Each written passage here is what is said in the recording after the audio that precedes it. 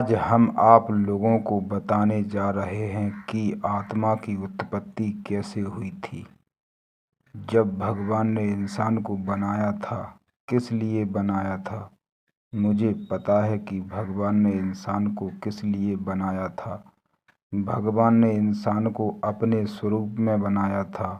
इसलिए बनाया था कि जैसा मैं हूँ, जैसा इंसान भी रहेगा। लेकिन इंसान की एक गलती है।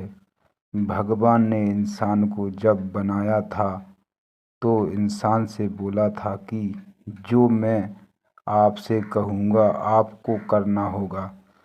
अगर तुम मेरी बातों पर यकीन करोगे तो तुम हमेशा जिंदा रहोगे, कभी भी नहीं मरोगे, ऐसा भगवान ने कहा था। अब मैं आप लोगों को बताने जा रहा हूँ कि भगवान ने इंसान से क्या कहा था। भगवान ने इंसान से कहा था कि तुम एक फल नहीं खाना। वह फल है जिससे तुम्हारी मौत हो सकती है, और एक फल है जिसको आप खाओगे तो आपकी मौत नहीं होगी।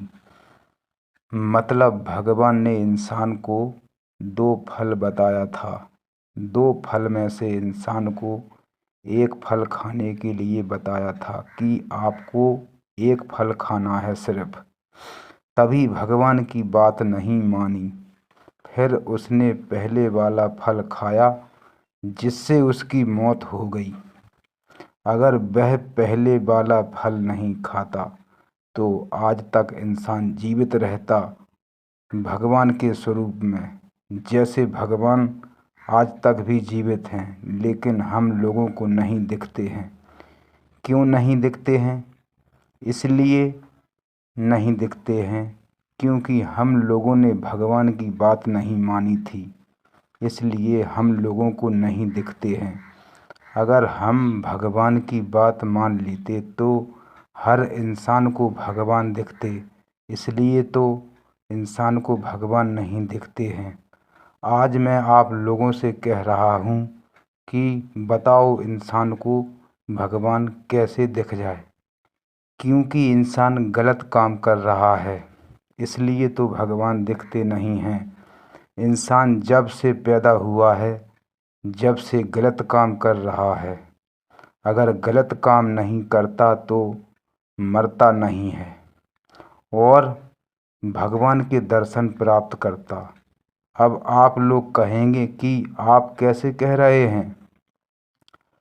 क्योंकि मैंने अपने आप में एहसास कर लिया है और मुझे भगवान ने एहसास करने की शक्ति प्रदान कर दी है।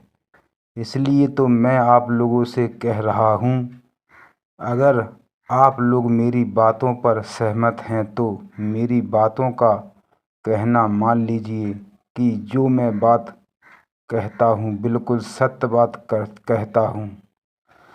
मेरी बात कभी भी गलत नहीं होगी क्योंकि मैंने भगवान का एहसास कर लिया है।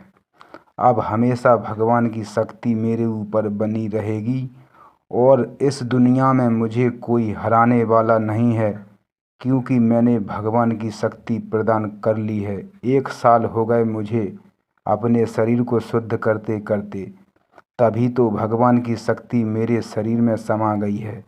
और जिस इंसान का शरीर शुद्ध रहता है उसे इंसान के शरीर में हमेशा भगवान की शक्ति रहती है। धन्यवाद।